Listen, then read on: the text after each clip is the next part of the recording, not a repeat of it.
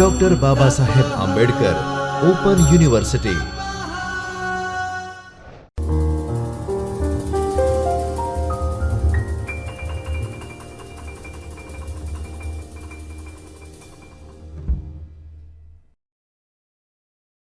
નમસ્કાર વિદ્યાર્થી મિત્રો, BLSના 109 પેપરની અંદર કોમ્યુનિકેશન સ્કિલમાં આપણે જેમ જાણીએ છીએ કે કોમ્યુનિકેશન આજના સમયની અંદર એક મહત્વનો પાસું છે.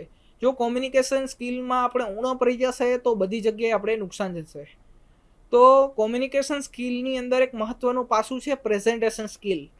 તો પ્રેઝન્ટેશન સ્કિલ એટલે શું અને પ્રેઝન્ટેશન કરતી વખતે આપણે કઈ કઈ બાબતનું ધ્યાન રાખવું જોઈએ, કઈ કઈ બાબતની આપણે સાવચેતી રાખવી જોઈએ, તો તેના વિશે આ વિડીયો લેક્ચરની અંદર ચર્ચા કરીશું.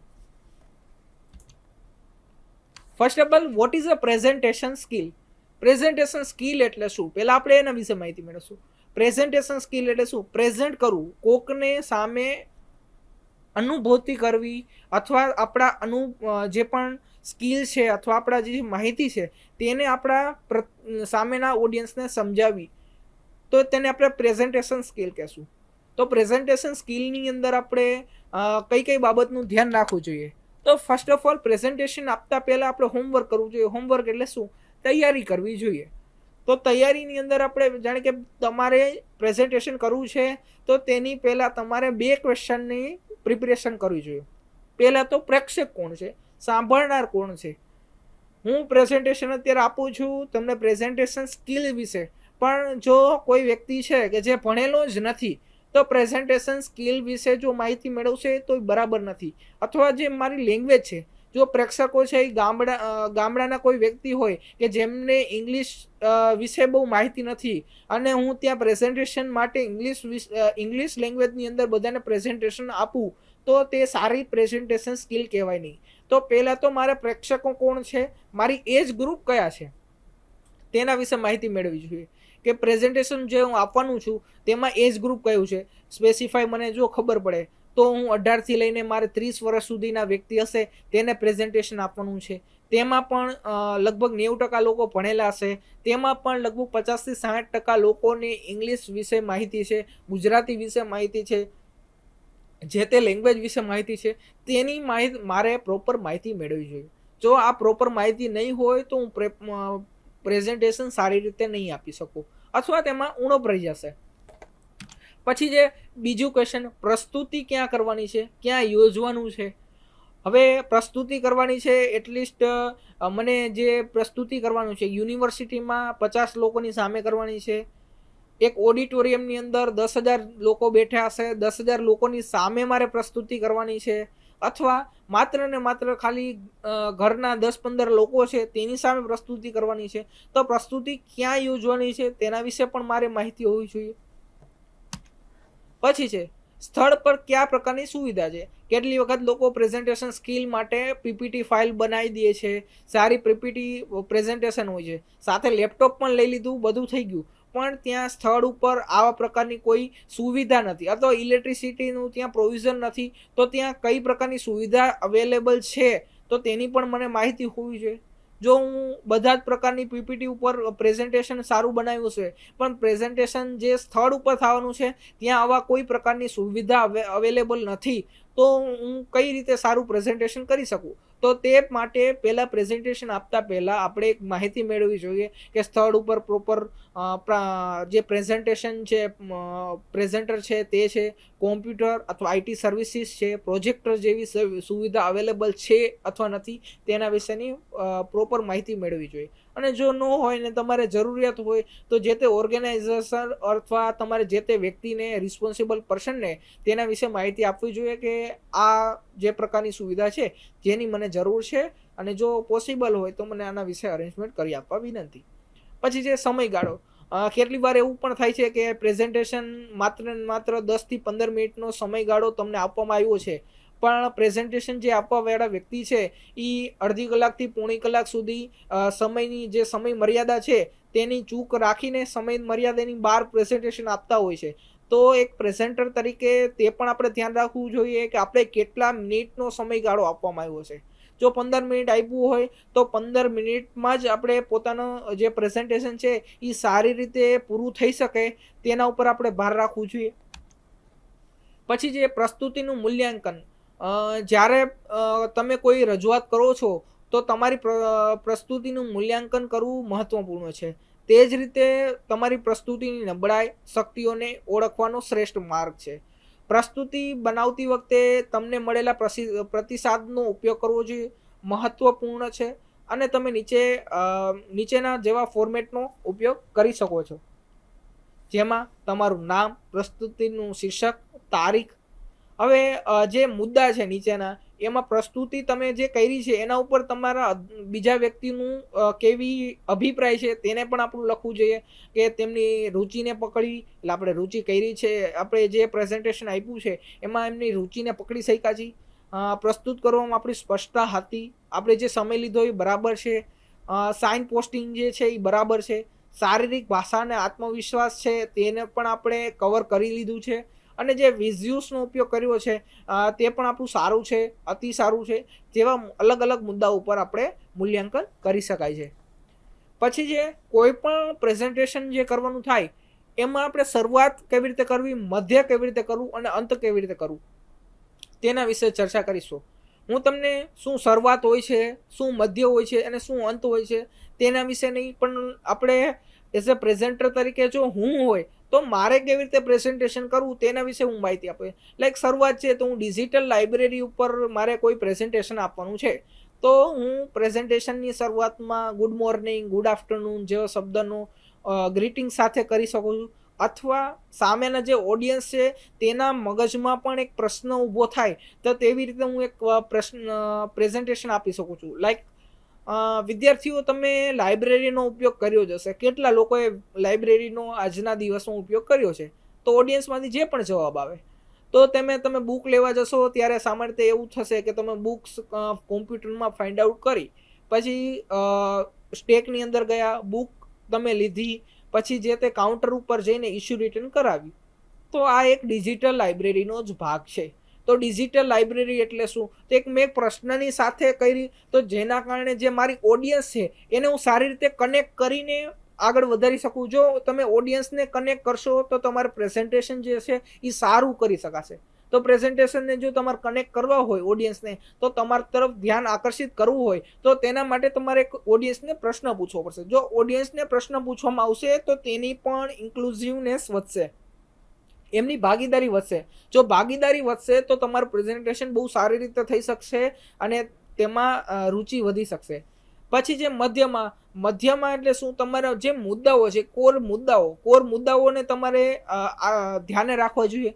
શરૂઆતમાં તો આપણે પ્રશ્ન પૂછીને જે શરૂઆત કરી તે જ વસ્તુ મધ્યની અંદર એ પ્રશ્નના જે મહત્વના જે જવાબ જે હોય તેને પણ આપણે કવર કરવા જોઈએ. લાઈક ડિજિટલ લાઇબ્રેરી છે તો ડિજિટલ લાઇબ્રેરીના ઉપયોગો કયા કયા છે, અથવા હાલમાં જે ફ્રી ઓફ કોસ્ટ અથવા ઓપન સોર્સ કોઈ ડિજિટલ લાઇબ્રેરી સોફ્ટવેર છે તેના વિશે હું માહિતી આપી શકું છું. અલગ અલગ જે ડિજિટલ લાઇબ્રેરી ક્રિએટ કરવામાં આવી છે વર્લ્ડ વાઇડ તેને પણ હું માહિતી આપી શકું છું. તો તે અમારો મધ્યનો ભાગ થઈ જશે, મિડલ ભાગ. અને છેલ્લે અંત એટલે શું? કે હું ડિજિટલ લાઇબ્રેરી વિશે બોલતો હતો, ડિજિટલ લાઇબ્રેરીની જે કન્ક્લુઝન હોય, સમરી હોય, અથવા તમે કેવી રીતે ડિજિટલ લાઇબ્રેરીનો ઉપયોગ કરીને તેમાંથી મહત્તમ ફાળો એઝ અ યુઝર તરીકે ઉઠાવી શકો છો અથવા મેળવી શકો છો, તેના વિશે હું વાત કરીને મારા પ્રેઝન્ટેશનનું અંત કરી શકું છું. તો આ મારા જે 3 ભાગ હતા, કે શરૂઆત હતી, મધ્ય હતું અને અંત હતું. એટલે સ્ટાર્ટિંગ પોઈન્ટની અંદર હું જે પણ ઓડિયન્સ છે તેના વિશેના મગજમાં એક પ્રશ્ન ઊભો કરીશ કે ડિજિટલ લાઇબ્રેરી હોય છે શું, અથવા તેમને ડિજિટલ લાઇબ્રેરીનો ઉપયોગ કર્યો છે અથવા નથી કર્યો. તેના કારણે મને શું થશે કે એક જે મારી ઓડિયન્સ છે તે મારી તરફ આકર્ષિત થઈને એક સારી માહિતી મેળવી શકશે. પછી જે મધ્યની અંદર હું મુખ્યત્વે કયા જે મારા પ્રશ્ન, જે શરૂઆતની અંદર જે મારા દ્વારા જો કોઈ પ્રશ્ન પૂછવામાં આવ્યો હશે એનો મુખ્ય જે મધ્ય ભાગ હશે તેની અંદર ઇન્ક્લુડ કરીશ કે ભાઈ ડિજિટલ લાઇબ્રેરીની લાક્ષણિકતા કઈ કઈ છે તેના વિશે હું માહિતી મેળવીશ. એમાં પણ ડિજિટલ લાઇબ્રેરી કઈ કઈ છે તેના વિશે માહિતી મેળવીશ. અને અંતમાં કે ડિજિટલ ડિજિટલ લાઇબ્રેરીથી ફાયદા કયા છે, અથવા તમારા દ્વારા જો ડિજિટલ લાઇબ્રેરી ક્રિએટ કરવામાં આવે તો કઈ રીતે તમે ક્રિએટ કરી શકો છો, અને એનું કન્ક્લુઝન જે પાર્ટ કહેવાય, સમ્મરી પાર્ટ કહેવાય કે આખા પ્રેઝન્ટેશન દરમિયાન તમે જે માહિતી આપવામાં આવી તેને આપણે અંતની અંદર આપણે દર્શાવી શકાય છે. તો કોઈ પણ પ્રેઝન્ટેશનની અંદર મુખ્ય 3 મુદ્દા હોય છે, મુખ્ય 3 ભાગ હોય છે, એક તો શરૂઆતનો ભાગ, મધ્યનો ભાગ અને અંતનો ભાગ. તેવી રીતે આ જો 3 મુદ્દાને આપણે સારી રીતે સમજી શકીએ તો એક સારું પ્રેઝન્ટેશન આપી શકીએ. પછી જે દ્રશ્ય સાધનનો ઉપયોગ, તમે દ્રશ્ય સાધનો માટે પ્રોજેક્ટર દ્વારા ભવિષ્યના વલણો, લાઈક હું પ્રેઝન્ટેશન આપું છું કે કોઈ પણ કંપનીના ભવિષ્યના શું ભવિષ્ય હોઈ શકે, તો તેના વિશે હું વિવિધ ચાર્ટ્સનો ઉપયોગ કરી શકું છું, અથવા જે પણ ટેક્સ્ટ હોય ટેક્સ્ટને હું જો વિઝ્યુઅલ વેમાં સારી રીતે કરી શકું તો વિઝ્યુઅલ વેની મદદથી ઇઝીલી આખા જે પણ ભાગ છે તો વિઝ્યુઅલના મદદથી ઇઝીલી આખું કામ કરી શકું છું. જેમાં ફ્લિપ ચાર્ટ્સ હોય, લાઇન ગ્રાફ્સ હોય, પાઈ ચાર્ટ્સ હોય, નકશા હોય, કોષ્ટકો હોય, આકૃતિ હોય, ફોટોગ્રાફ્સ હોય, જેવા અલગ અલગ વિઝ્યુઅલના મદદથી ઉપયોગ કરી શકું છું, જેથી જે પણ ઓડિયન્સ છે ઇઝીલી તમારા જે પણ માહિતી છે તેને ઇઝીલી સમજી શકે છે.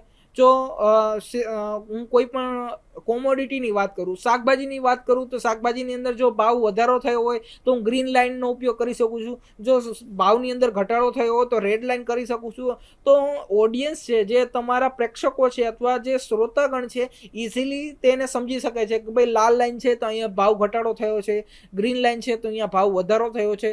તો એ લાઇન ગ્રાફ્સના મદદથી ઇઝીલી સમજી શકે છે કે અત્યારે હાલ કેટલો ભાવ વધારો છે, અને જે પણ ભાવ વધારો અથવા ઘટાડો થયો છે એના મુખ્ય પરિબળ કયા છે તેને હું કોષ્ટકો, નકશા, ચાર્ટ્સના મદદથી સમજાવી શકું છું, ફોટોગ્રાફ્સના મદદથી સમજાવી શકું છું.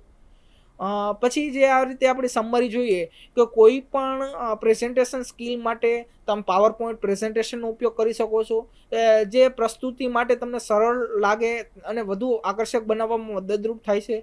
પ્રેઝન્ટેશન સ્કિલ માટે બેઝિકલી તમે ગ્રાફિક્સનો ઉપયોગ કરી શકો છો, જે તમને જટિલ ડેટા હોય અથવા કોમ્પ્લેક્સ ડેટા છે તેને તમે ઇઝી વેમાં ઇન્ક્લુડ કરી શકો છો, જેથી તમે જે જટિલ ડેટા છે, કોમ્પ્લેક્સ ડેટા, એને ગ્રાફિકલ વેમાં પ્રેઝન્ટેશન આપશો તો ઇઝીલી તમારા જે પણ ઓડિયન્સ છે એ સમજ શકશે. પછી તેમાં અંદર તમે ચાર્ટ્સનો ઉપયોગ કરી શકો છો, વિવિધ પ્રકારના જે ઇન્સર્ટ છે, આપણે પાવર પોઈન્ટ ઇન્સર્ટ્સમાં જશો તેમાં અલગ અલગ પ્રકારના આવે છે. તમે જો 4-5 મુદ્દાઓની વાત કરવા માંગતા હોય તો ક્લાઉડનો ઉપયોગ કરી શકો છો, એમાં મુખ્ય જે તમારો પોઈન્ટ હોય એને વચ્ચે રાખી શકો છો, અને અલગ અલગ લાક્ષણિકતા વિશે વાત હોય તો હું અલગ અલગ ક્લાઉડ વિશે દર્શાવીને તેના વિશે માહિતી આપી શકું છું, તો લોકો ઇઝીલી આ શું છે તેના વિશે માહિતી મેળવી શકે, અને આવું કંઈક કરી શકાય છે. અને આ જો તમે પ્રોપર હોમવર્ક કરેલું હશે અથવા તમે પ્રેઝન્ટેશન કરવા માટે જે મુદ્દાઓ છે તેના પ્રોપર બનાવેલું હશે તો તેને તમારો આત્મવિશ્વાસ વધશે, તમારો જે પ્રસ્તુતિ કરવાનો અભિપ્રાય છે તેને આપણે સારો કરાવી શકશું. તો એક આ પ્રેઝન્ટેશન સ્કિલ વિશે છે. તો આપણે એકવાર રીકેપ કરી લઈએ કે પ્રેઝન્ટેશનની અંદર આપણે શું જોયું. પ્રેઝન્ટેશન કરતી વખતે પહેલાં પ્રેક્ષકો કોણ છે, તમારું ઓડિયન્સ કોણ છે તેના વિશે વાત કરી કે ઓડિયન્સની અંદર આપણે જેન્ડર પણ જોવું જોઈએ, જે પણ એજ ગ્રુપ છે તેને પણ જોવું જોઈએ, કઈ કોમ્યુનિટીમાંથી બિલોંગ કરે છે અથવા તેમની તમારી પાસે શું આશા છે તેને પણ આપણે જોવી જોઈએ. પ્રસ્તુતિ ક્યાં કરવાની છે, કઈ જગ્યાએ કરવાની છે તેને પણ આપણે જોવું જોઈએ. તમે જે પણ સ્થળે પ્રેઝન્ટેશન આપવાના છો ત્યાં કઈ પ્રકારની સુવિધા અવેલેબલ છે, ત્યાં ઇલેક્ટ્રિસિટી અવેલેબલ છે યા નથી, પ્રોજેક્ટર અવેલેબલ છે યા નથી, કોમ્પ્યુટર અવેલેબલ છે અથવા નથી, તેના વિશે માહિતી મેળવવી જોઈએ. તમને કેટલો સમયગાળો પ્રદાન કરવામાં આવ્યો છે તેના વિશે માહિતી મેળવવી જોઈએ. એઝ એ પ્રેઝન્ટર તરીકે જો તમને 10 થી 15 મિનિટ આપેલી હોય તો તમારે જે તે સમયગાળો તમને ફાળવવામાં આવ્યો છે તેટલા જ સમયગાળાની અંદર તમારું પ્રેઝન્ટેશન પૂરું થઈ શકે તેનું આપણે ધ્યાન રાખવું જોઈએ. પછી જે પ્રસ્તુતિનું મૂલ્યાંકન, તમારે ઇન્ટરનલ મૂલ્યાંકન પણ કરવું જોઈએ, જેથી તમારી પ્રસ્તુતિની અંદર જે નબળાઈ છે તેને તમે સારી રીતે ઓળખી શકો છો, અને શક્તિઓ જે તમારી એડવાન્ટેજ છે તો સ્ટ્રેન્થ છે તેને તમે સારી રીતે ધ્યાને લઈ શકો છો. પછી મળેલા પ્રતિસાદના પ્રમાણે તમે મહત્વપૂર્ણ છે, એટલે તમારી જે નબળાઈ છે તમે કેવી રીતે તમે ટેકલ કરી શકો છો અથવા તેમાં સુધારો કઈ રીતે કરી શકાય છે તેને તમે જાણી શકો છો. આપણે પ્રેઝન્ટેશનને મૂલ્યાંકન કરવાની એક આપેલી હતી કે તમે કઈ રીતે એમાં મૂલ્યાંકન સારી રીતે કરી શકો છો, એના અમુક મુદ્દા વિશે ચર્ચા કરીએ. પછી જે રજૂઆત કરવાના મુખ્ય 3 ભાગ હોય છે, શરૂઆત, મધ્ય અને અંત. એની અંદર આપણે વાત કરી કે ભાઈ શરૂઆતની અંદર તમારે કોઈ પ્રશ્ન ઉદ્ભવિત કરી શકાય છે, જે પ્રશ્નવિત ઉદ્ભવિત કરી શકાય છે, જેથી પ્રશ્ન જો ઉદ્ભવ થયો હશે ઓડિયન્સમાં તો તેને એક ઓડિયન્સ તમારી તરફ આકર્ષિત થઈને તેનો જવાબ ફાઇન્ડ આઉટ કરવામાં તમારી તરફ આકર્ષશે અને પ્રેઝન્ટેશન તમારું જે થઈ રહ્યું છે એમાં ધ્યાન આપી શકશે.